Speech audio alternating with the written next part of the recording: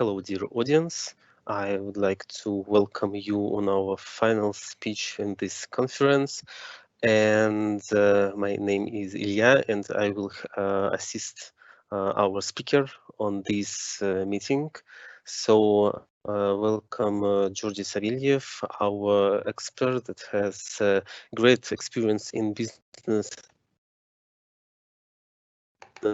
analysis and business as an extension of business analyst profession. So some word about our rules. Please be active and ask your question in chat. I will moderate it, and in the second part of this meeting, we will answer on this one. In case it will be more question that we have now timeline, we will do it after the meeting on a special page and discussion on the day's website. And also please be aware that we have question contents here on the days. Not be anonymous and put your name and surname so that we can find you, and I wish you success in this thing. So let's go to our speaker. Georgie, please go ahead. Hello, colleagues. My name is Georgy Savilyev. I'm a business analyst, a business consultant, and a writer, and I've got over 25 years of experience so far, and I took part in plenty of projects around the world in the United States, in Middle East, and in Europe, and everywhere else. And I'm a book author, and I'm a co-author of the Baybook Guide. I'm also a certified business analysis professional, certified professional Scrum product owner, and a certified product manager. However, today I'm going to talk more about consulting, business consulting, which is a very natural extension of a business analysis profession, and I will show you why and how. And specifically, I will focus on the one type of business consulting, which is the business process consulting, which we encounter pretty often as business analysts. And as the business analysts, we deal with the business analysis information. This is our primary and major method of work. And we elicit it, we understand it, we document it, we verify it, and we communicate the business analysis information. And the problem is, there are two types actually of business analysis information which we might want to elicit. And even though they may look the same when you ask about it, but in fact, they are two different kinds, and many business analysts run into trouble because of not recognizing the difference. And these are the facts and the decisions. Facts is something that happened in the past or exists right now. And decisions is any question about the future. For example, if you ask me what I had for breakfast today, I can definitely answer you because I know it for sure.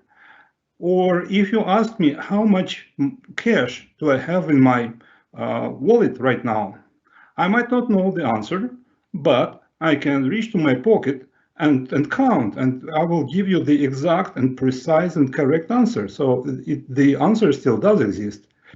However, if you ask me about what I'm going to have for dinner today, and well, you may get a whole variety of answers. I can say, for example, I will have sturgeon steaks with white wine, but later on I may change my mind and go with beef steaks with red wine. Or I may ask you why you are asking me. And one type of answer, it immediately switches you to the consultant position. If I will tell you, I don't know yet, what would you advise? And this, now I immediately turn you into a consultant by just asking this question. because we consult each time when we help someone to make a decision or give advice to someone who is faced with a choice.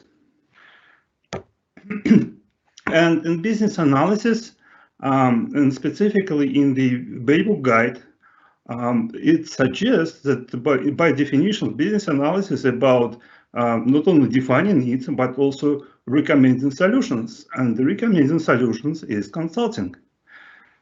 And the Baybook guide further elaborates on how we exactly precisely do that.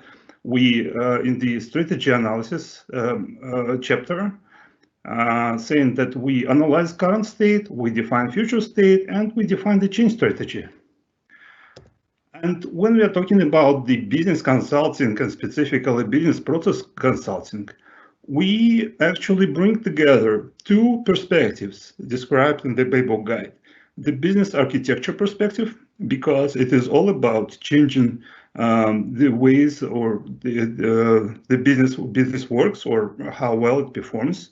And we do this through changing the business process or the way we manage the business processes. And let me give you one very specific example. A couple of years ago, I had the project with the national operator of industrial zones, and the purpose. And they managed 8 industrial zones and 1 free economic zone. And the purpose of this operator, this regulator, is to of the industrial zones in general, is to help improve and amplify the national economy by attracting investors. And so the point is that they are responsible for taking the raw land and then building the offices and buildings and infrastructure and whatever else to provide proper conditions for doing business, and then also to promote these facilities and attract investors. And the project was to re-engineer about 120 of their business processes. They wanted to comply with legislation because they've got new legislation just released, and many of their processes were not compliant. And they also wanted to improve their services and to extend them and add new services and to accelerate those services they already provided and to make those services simpler to do, cheaper to do, and so on. And the time frame for this project was about 3 months, and we had a consultant, and project manager, an IT architect, and 3 business analysts. And the project manager was assumed to play the business analyst role as well. So it sounded like a fair plan. So we have 3 months with 5 people for 120 processes, which makes about 20 hours per process if we count. And I was told, so okay, this is the plan, this is the project, and this is the team. Just tell them what to do. And this question just appeared to be not as easy to answer as it's supposed to be, because knowing how to do something and telling others how to do it are different things. When we looked at those 120 processes given to us, we recognize that each process would make sense if you look at it in isolation. But if you bring them all together, you will find that they are described on different levels of abstraction. They cross each other, they overlap, they contradict each other, and so on. And so this looked like a hairball. And then if you have a handful of people to do the work, then the question is, okay, how can we split these processes between the people, and how can we make sure each person documents processes and in the right way, so that we will be able to bring them the results of elicitation of analysis together into a coherent whole. and so on. As usual, the reality was different from the plan, because eventually the process stretched to 4 months, which actually was so it was not too much, and this was actually good because we had only 1.5 people instead of 5. So it means one consultant, myself, was involved full time, almost without sleeping, and the other people contributed quite no more than 1 month of work time in total. And it appeared that instead of 120 processes, we had to deal with 160. And so the consultant had to spend 1,200 hours of work time in just this 4 months period. And I had no more than 8 hours per process to define both as is and to be specification of processes. And okay, the result was actually not bad. The client said this was the best consultant they have ever seen. And on my side, I decided that I should never repeat this kind of exercise again. And I decided that next time, if or when I will be asked, just tell them what to do, I will know what to tell exactly. So I took my time to put together everything I know about the business process consulting into a coherent, some comprehensive document model.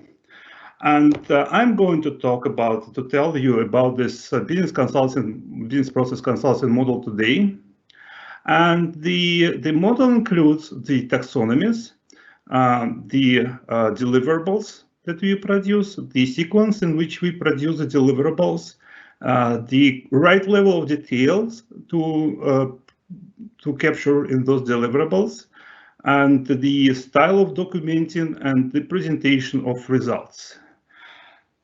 So, and let me start from the last but not the least, the presentation of results, because this is one of the most important distinguishing marks or criteria, major distinction between the business consulting and business analysis. Because business consulting, according to the definition of Gerald Weinberg, is influencing people at their request. And this is the most concise definition of business consulting I ever seen, and of consulting in general. And every word here is important. First of all, we do not and we cannot consult organizations. We always consult people. That's crucial. If you are trying to consult organization, you are not consulting, you are doing something else. And also, it is about influencing people. So if you have no influence, or if you don't change anything through your consulting, you are not consulting again. This is something else. And if you give an advice without the request of people, then again, it could be parenting, or it could be management, or whatever else, you name it, but this is not consulting. And the question is, okay, how do we influence the people, and who exactly do we influence? And there is typically one or several people which you recognize as your immediate clients and which you directly influence. However, it is important to understand that when we deal with people in organizations, they never live or act alone. They have coworkers, they have subordinates, they have managers, and they have some other consultants behind them. You may discover, to your great surprise, that someone else is consulting the management, and their advice or their opinion may be different from yours. So you may have a trouble. And what is even more important, then you need to understand that the client, your client, the one who you influence directly, should not only change their mind, but they should be also able to translate the change they've got from you to the others. They must be able to propagate the change. So how do we influence that? And as business analysts, our influence is quite special. We believe that we just put together a bunch of documents, and we make sure the documents are correct and comprehensive, and we just hand them over to stakeholders, expecting that everyone who is interested or needs to get some information from them will just read them through and do something meaningful with that. For example, developers will read the requirements and understand how to build the system or what system to build. But it doesn't work this way in consulting. You cannot expect every one of those people I just mentioned in the previous slide to read through, hundreds or even tens of pages and be influenced. So it should be, your message should be more targeted, more shorter, more concise, and the best thing actually you can do is to show the situation through your eyes. So show your client situation through your eyes, how you see it, based on your tools and experience as a consultant. And understanding good consulting is easy. Just recall yourself visiting a good doctor. And when you come to a doctor, the doctor may have a bunch of documents, cardiograms, medical test results, and you are not expected to read all of them through. That's why you're going to a doctor, because the doctor should understand that all, and you expect the doctor to answer those questions that rush through your mind. And what is it all about? Can I trust this? What do we have on hand? And what does it mean for me? And what should I do about that? And the same way you should present your consulting results or your advice to your client. So you start with explaining, reminding what it is all about, what was the motivation for the consulting work, and what was exactly the task, what were the agreements or contract or whatever else, because you shouldn't expect that everyone in your audience knows or remembers what it is all about. And then you tell about the sources of information, who you talked to, what evidence did you study, and so on. And eventually, so what do we have on hand right now? What are the deliverables that you are suggesting, or they should be aware of?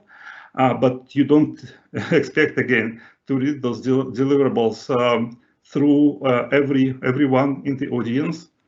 And then you present the picture of the current situation and explain what does it mean for the people.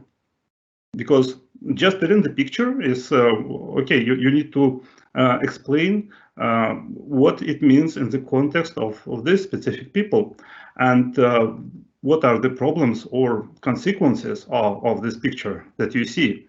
And then you suggest a picture of the future and your recommendations, and if there are any options, or again, you present those, and you finalize it with some suggestions for required decisions or actions.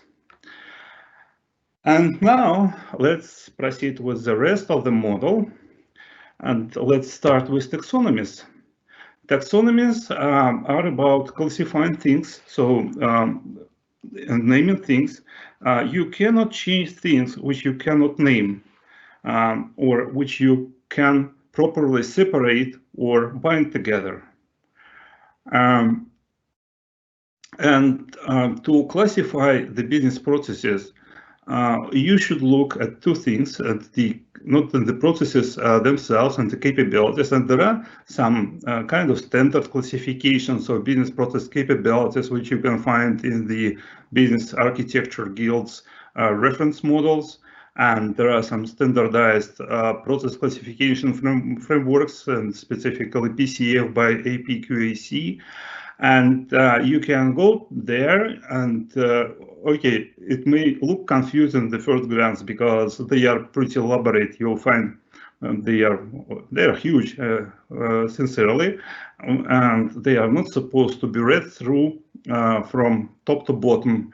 Rather, this is a reference book for finding, well, the right name for your process and understanding what business function or area it relates to. But to help you navigate through all of those classifications and to help you build your own classification just as soon as you need it, I suggest such simple understanding of what the business is and what are the business capabilities. And every business deals with some specific matter. And this matter, it could be physical, such as oil, cars, houses, plants, equipment, and so on, or it could be conventional. Conventional is everything that results from the agreement, social agreement between people. Contracts, insurance policies, they are all marriage. This is all about the matters of agreement between people. Even if I own some property, this statement that I am the owner of that property is only true until everyone else in the society agrees about that. But if someone would decide that decide that this is not my property but someone else, and it will instantly change. So, and of course, we have the digital business matter, which is all about the files and identities and everything that is stored in bits and bytes. And we also, the matter of business could be abstract, such as health or well-being or safety. Still, it is a valid matter of business. You cannot touch it, you cannot see it. But since we are concerned about it and we are ready to pay for, well, doing something about this business matter, it means this is a valid business matter as well.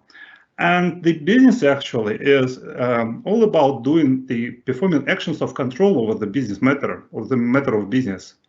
And these actions which have value to customers and could be identified or separated as independent businesses.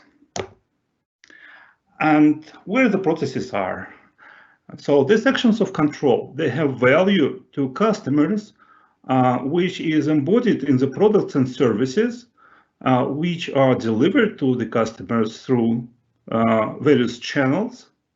And the customers reward the business for that value, either directly or through their proxies. For example, if you provide some business, some value to children, so they cannot directly reward you, so their parents do that as their proxies, or if you may have medical staff in the hospital serving as proxies for their patients. And to implement those actions of control, the organization performs a variety of activities which use different assets such as money and equipment and facilities and so on. And the actions and activities are performed by actors, and both assets and actors, they typically not free, they generate costs, they cost money. And the processes is a way of seeing and organizing activities. So the process is something that is not really exist in the world. This is not, this is rather, this is our way of seeing or organizing human activities to be able to manage them. And if you want to classify processes, you can relate them or group them by the actions of control and the matters of business. Well, sometimes by the types of the customers or the channels. So any element on the right-hand side of the diagram, it may help you classify any other elements of the left-hand side of the diagram. And let us go back again to the example of with industrial zones. Their major matter of business is the physical one, the land, the buildings, and the infrastructure which they design, construct, arrange, maintain, and so on. And of course, they have plenty of other matters such as projects they manage, and the licenses and certificates they issue, and the permissions for different things, and so on. And so what are the business process consulting deliverables? I hope so it is clear about taxonomies, so that's enough. We start with objectives. Ideally, objectives are external to your consulting project, and sometimes they are not clear when you enter the project. This is why I mentioned them here, because sometimes the consulting project begins with helping the client clarify the objectives. And the objectives are all about what the client wants. Then we proceed with identifying business current processes and the concerns about them. And we support those processes and current processes concerned with the evidence. And sometimes we may want to also explore the current tools that they use. Then we proceed with defining the future processes and the changes required to implement those processes, to make those processes work. And we may support this work with analytics and references, and we may also want to explore the future tools or elaborate on them. And we end up with recommendations, eventually provide recommendations, and this is optional, but oftentimes we are asked also to suggest some roadmap for implementing those recommendations or changes that we propose. And again, we support those with standards and guidelines, and we may suggest options. And we definitely, regardless of what we do, it's very unlikely that you will have the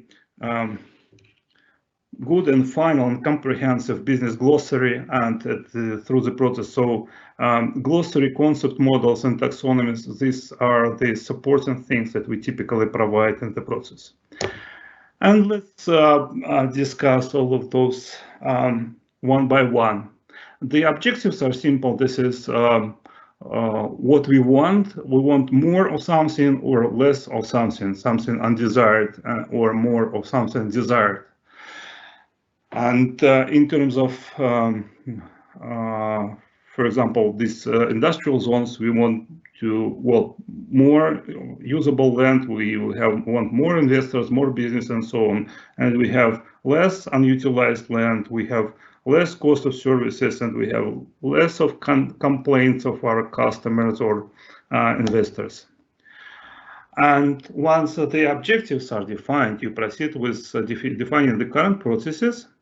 And basically, definition of the current processes and the future processes are, well, basically the same, or have a similar structure, such as summary, the triggers, prerequisites, inputs, outputs, and the flow description. So this is a kind of standard. The difference between as-is processes and to-be processes is in the metrics that we specify for them. For as-is processes, we can and we should measure lead time, how long does it take for the process from start to end, and the net time, how much actual time people spend on completing the process, and how frequently that process occurs. Some processes occurs, well, 100 times a day, some other processes occur once in a year, and so on. And the time sensitivity, if you are trading on this exchange on the stock market, you can be sensitive to every millisecond. But if you are ordering, I don't know, some stuff from the online store, you can wait for a day or two. So the time sensitivity of processes is different, and you need to measure these metrics to make sure you understand and can prioritize the processes properly. However, and actually you can measure these things for the existing processes, but when it comes to the 2D processes, you cannot measure this thing because the process does not exist yet. So the best thing you can do about specifying metrics for the 2B process is to decide which metrics are important and will allow you to judge about the process improvement, whether the process is better than it was or not. And you will do it by looking at the concerns and trying to understand which of these typical process metrics are important to this specific process to make sure it addresses the concerns and performs the way you want it to perform. This could be the lead time, cycle time, density, consistency, and so I'm not going to elaborate on these metrics right now. I would expect you to either know this or go to some additional literature, which I will mention in the end, and get a better understanding of what these metrics are about. The concern itself, the structure of the concern specification is again fairly simple. You need to have an identifier so that you could be able to refer to the concern later on, and definition of the type, what the concern is it is about the organizational capability, we can or we cannot do something, or is it about the user experience, or is it about money or whatever. But you need to be clear. And who are those people whose concern is it? Who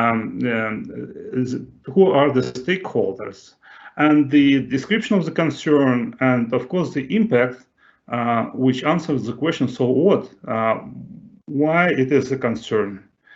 And then finally, it's a good idea to specify the improvement potential. Can anything be done about this concern?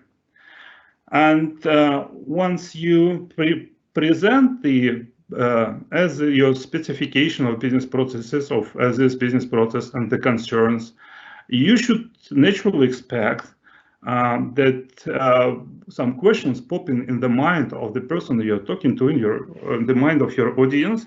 How do you know it? Are you sure? Is it really important? Will it persist, or if we do nothing, are you sure it will not just go away on its own? And we do this evidence to support, to answer these questions.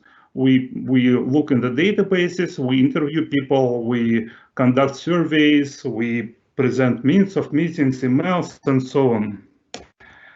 And the 2B business process, the point for the 2B business process, for the future process, is to address those concerns and to resolve them. And to make that process work, we need to make some changes. And the change specification describes what exactly do you need to change, and you can list a number of changes required for every process to make this process work. And this change could be about technology, it could be about the organization, it could be about legislation or whatever else. So there are different types of changes, and you must be clear about it. And the description should explain what the change is about. And of course, you need to accompany your change specification with the expected benefits of that change and any kind of comments.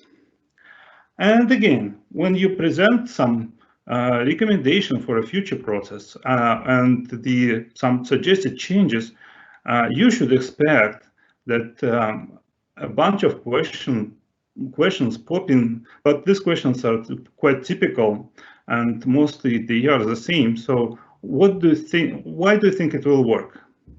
Are you sure? How do you know it? Who else did it this way? And again, to answer these questions, what are the alternatives? What do those who do it the best? And so on. And we can support this with analyst reports, with competitive analysis, case studies, regulations, whatever, best practices. And this is always a good idea to be ready to answer those questions with some specific materials. And finally, you provide your recommendations. And again, the specification of a recommendation typically has the same structure. So some brief, concise explanatory title, such as automate regular workflows. That's quite explanatory, and it is quite unique. So, of course, you should be able to get the idea of the recommendation at the glance, and it should be unique enough. And then the description elaborates what exactly so you are suggesting, such as automate regular workflows using a workflow engine, document management system, or business process management solution. And this is actually the example of a real recommendation from that project I'm talking about, with industrial zones. And then you need also to support your recommendation with the target outcomes. So what they are, what should we expect from following that recommendation, and are there any options? So what the viable options are? Okay, which systems can we use for doing exactly that? And that would be not complete if you would not provide decision criteria, because you know every recipe has two parts. Is the prescription. Every prescription has the medicine and the way of applying it or the way of using it. And if you will just give someone a bunch of options without explaining how to choose between them, that will be only, well, confuse. It will only confuse the people and confuse your client, and the value of your advice will be very low. So decision criteria are extremely important also. And that's basically it. So what's next? And to make a transition from business analysis to the business consulting, you should start with honing your presentation skills. And this is one of the most important part of being a consultant. And the 3-minute rule is a book. So this is the best book on presenting your advice, presenting whatever ideas, I would say, I have ever seen so far, and I highly recommend it. And regarding the best advice regarding the written communication is the William Zinsser on Writing Well. So some people might have other opinions, but it's a timeless classic, and I love it very much. So, and of course, you need to master your understanding of business process improvements, and you can refer to The Goal by Elia Goldratt to understand, to get the overall idea of the process constraints and bottlenecks and so on, and the throughput. And you can go to the Lean Six Sigma toolkit to understand the core concepts of measuring processes and improving processes. And finally, of course, you need to get to consulting peculiarities of the consulting profession. And the two best books written on this are the Peter Block's Flawless Consulting and Gerald Weinberg's The Secrets of Consulting. And that's it, folks. Any questions? Thank you very much, Georgie, for your presentation. Yes, we received some questions and I'm going to ask them. Most of these questions are about your previous experience as a business analytic and business consultant. So I will ask them. So please be aware about non-disclosure agreement with our clients when you will answer for this one. So the most voted question to you, I will ask to share them to stop sharing your screen. Can you provide us, our audience, with example of risks that can occur due to the incorrect business consulting provided?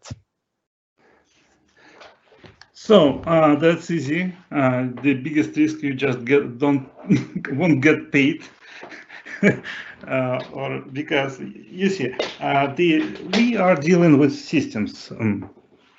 Excuse me. So we are working with systems. Every organization is a system, and one of the core qualities of every system is the stability, ability to sustain disturbances. So it is very unlikely that you will be able to provide some advice that will destroy the company. No, it doesn't happen this way. But so the risk is not being paid, and otherwise, this question is just too generic, and we need to talk about specific situations and specific objectives and problems we are solving to discuss the risks related to them. Okay, yes, our audience is very interested in your experience, maybe some cases from your experience. I can ask another question from the positive side, maybe some example when clients went to you with some problem or some business problem, and you helped to clients with it, and maybe what is some cases examples from your side? Okay, let me tell you one example. So, for example, we had one client who was a major regional distributor of beverages, and the beverages, so it included both alcoholic, so it's like beer and non-alcoholic beverages.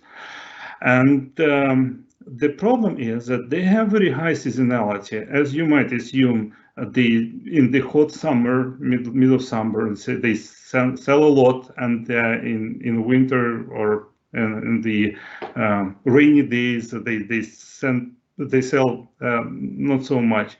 And the problem, their capacity was insufficient to serve their clients. Like, for example, they could deliver maximally 60 tons per day of products, but the demand was on average day it was just enough, but sometimes the demand exceeded like 80 tons or up to 100 tons, and they had 25 trucks in their fleet. So, and their question was, okay, so what should we do? Should we buy even more trucks, or what? But this is a problem, because you see that every truck is a bunch of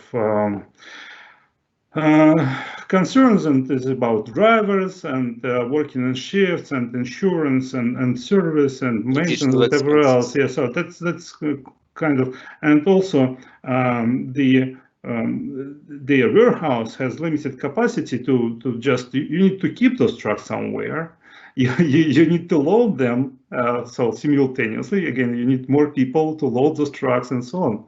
So we looked at instead of, suggesting to buy more trucks or whatever else, or buy bigger trucks, we just went to their warehouse and observed their processes for a couple of days. We measured how long does each operation takes, what is the waste time and when and why the time is wasted on the loading bay, on the checking the goods and everywhere.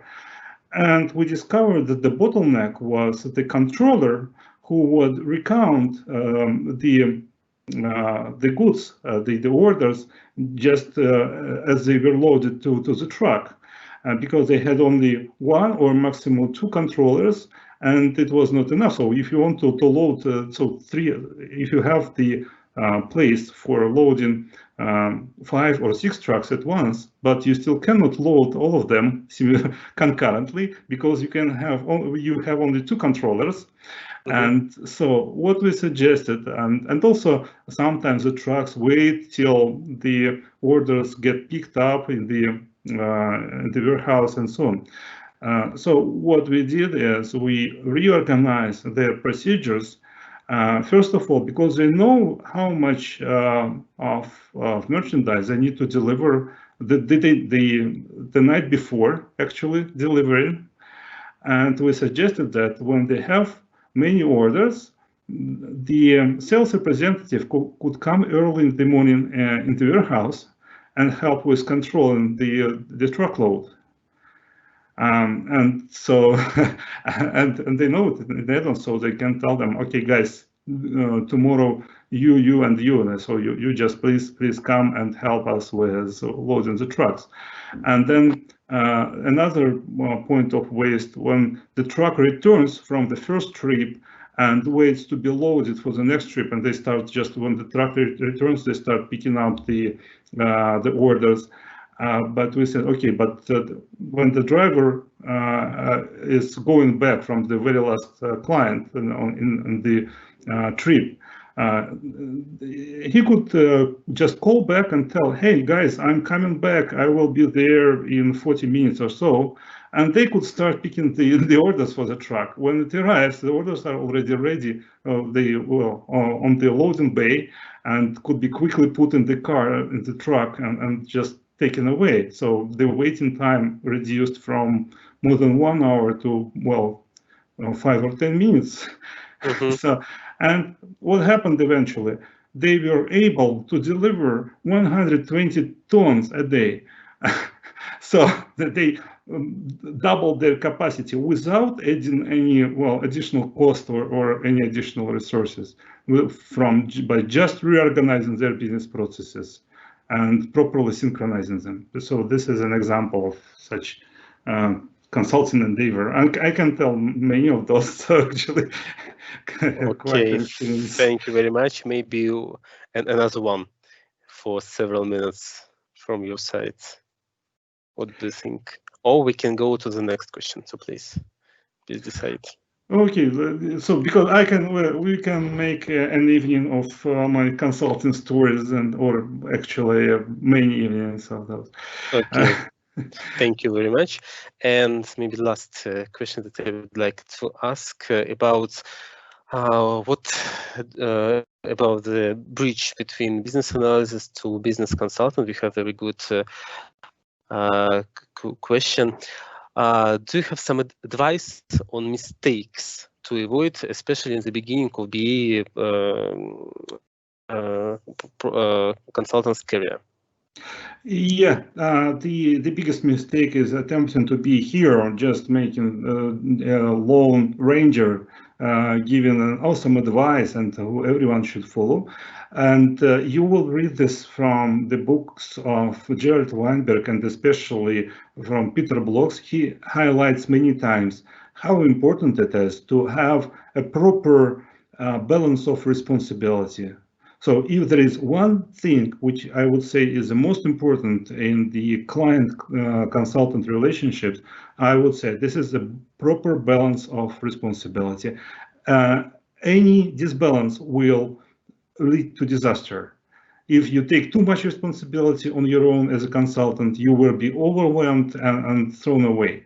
If you put too much responsibility on the customer, okay, the customer will be disappointed with you as a consultant. So finding this balance is not an easy thing. So, but you need to pay attention and you need to strive, check it all the time. Do we have the balance? Is the balance fair? And so on. Okay. Thank you very much. And the question you had a very good phrase about that you need to consult people, not to consult organization. And what does it mean to consult organization on your side? Why it is a bad idea? Consulting, when you, well, because you cannot influence organizations, you can only influence one mind at a time, so one person at a time. And if you want to influence organizations, find those who can influence organizations and so who can conduct and propagate that influence through the organization, and make sure that you provide proper support and that your message could be spread and delivered and will work on everyone. So just make sure to deliver your message to the right persons. This is like that. So because you see, for example, in this example, in this case with industrial zones, I discovered that I worked with kind of IT director mostly, who was put responsible for organizing business processes through IT, even though he didn't know how to do it. So this is why we were invited. But the final decision maker was CIO, but not really himself. But actually, there were a couple of one advisor of the CIO, some personal advisor, and also there was a consultant, a third-party consultant, who also watched what we do, what we suggest, and well, would communicate with others. So I made sure to engage them and then to discover them and to find them and to make sure that we get the support on their side. So that's it. Okay, thank you very much. I agree with you that we can discuss consultant and your experience evening and the weekend. So I would like to say thank you, Georgie, for you, and also I would like to say thank you for audience and all people that posted their questions. I saw several questions that wasn't answered after meeting. Georgie will do it on the special space. I will post the link here and you can find it and you can ask any questions. So please, we will find time to answer on it one. So, and I would like to say thank you to Georgie and thank you to the audience. And let's finish this speech and we will be waiting for you to the next final speech of the conference. Okay, thank you, colleagues. Thank you for attending. Thank you for your time. See you later. Thank you. Thank you. Bye-bye.